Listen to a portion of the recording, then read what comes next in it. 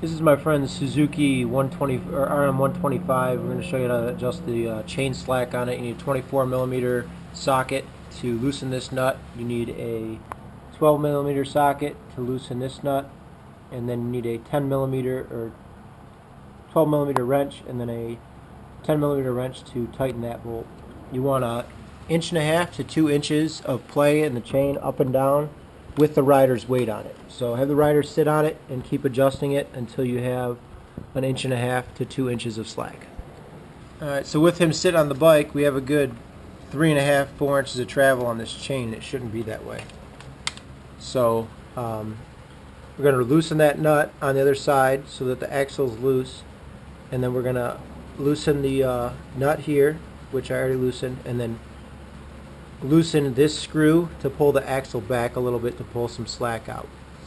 For every one of these notches, it's going to pull twice that amount of slack out in the chain because you're pulling the top and the bottom of the chain. So each millimeter notch on here is going to pull 2 millimeters of slack out of the chain. So I have it on the 5th notch from the front now. That line right there lined up with that line.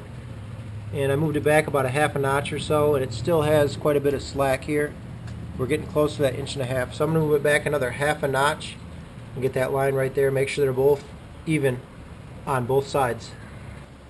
Now that we've adjusted back that extra 1/2 notch, probably about a little over 1 inch of play, so that's good enough. So I'm going to go ahead and lock down this nut.